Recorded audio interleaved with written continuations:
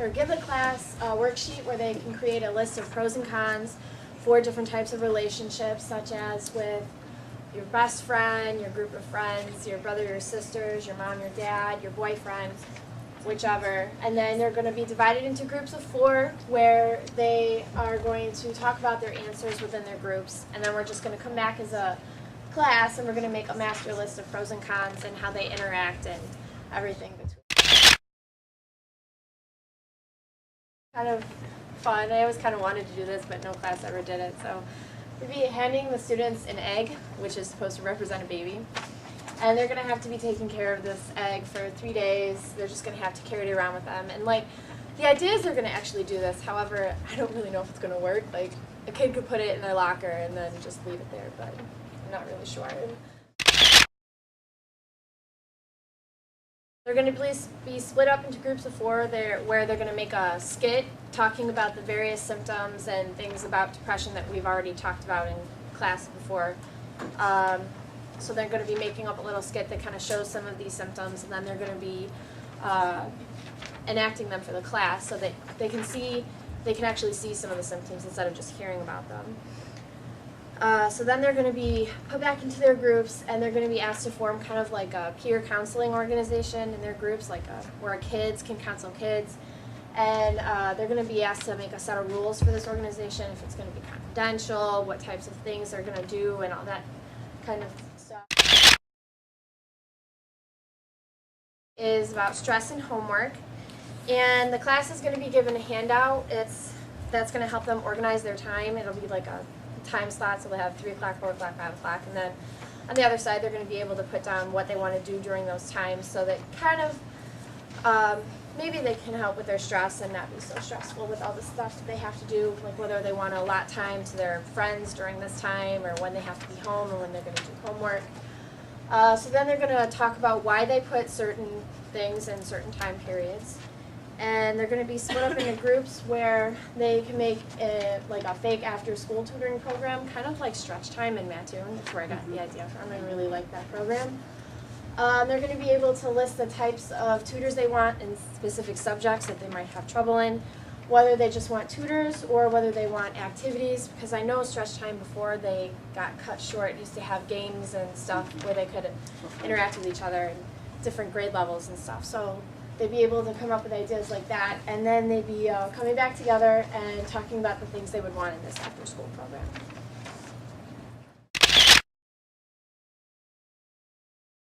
So the last one that I'm doing is about eating disorders, and the teacher's going to show a movie called Dying to be Thin. I found it on pbs.org. I don't have the link on. Oh, I do have the link on there, but we don't need to see it. They're going to be asked to write a journal article about what they've seen and how it affected them. Basically, it's just about young people and the various eating disorders that they have. They're going to then participate in a body needs activity, which is found on the same website. This is an activity that tells you what nutrients are used for what parts of the body. Portion's over, that's when they'll write down what they've learned, and they'll take all that information and compile it. They'll look through magazines, they'll find tons of ads, and for every movie or alcohol advertisement they're going to cut them out and they're going to put them into a collage. The teacher will pose questions that will lead into a discussion, and we'll talk about like the dangers and effects, if anyone has any previous history, if they have any stories they'd like to share, and kind of go into a discussion of how it's not appropriate. The teacher is going to start that telephone game that I'm sure you've all heard of.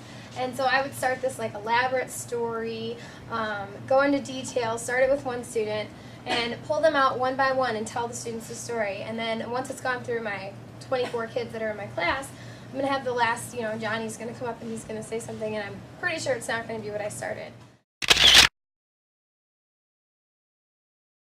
This one's kind of a big, touchy subject for a lot of students that may be going through this problem right now. But instead of talking directly about divorce and separation, I would have the students begin by interviewing a student that they may not be familiar with, and in order to get to know them on a different level. And we'll discuss, you can learn things about people that you didn't know before, and that'll lead into the question, how many students know someone whose parents have been divorced or separated? We'll discuss statistics. There's an assignment that I designed, and instead of focusing on families that may be quote unquote different, everyone's family is going to be different, but everyone will make a family tree. So you can see that there are, every student does have people that play those important roles in their life. So it's kind of steering away from the divorce and separation while touching on it, but focusing on the more positive of the family, saying, yeah, this may not be my mom, but this woman has had a very big impact on me, and I call her my stepmom or whatever. So whoever you want to call it. Suicide and how to cope with death. Coming off of hers from stress. Stress leads to students committing suicide. There's a short movie that I found about depression and how it can lead to other things. I also found on a website myths and students who are at higher risk, warning signs of suicide and verbal signs. I was going to do a backwards kind of Jeopardy where each student was given a myth or a higher risk, a warning sign, a verbal sign, and they'll put it underneath the category. So they'll actually be getting out of their seat and they'll be filling in the Jeopardy board behind me based on the information that they've gained from the movie.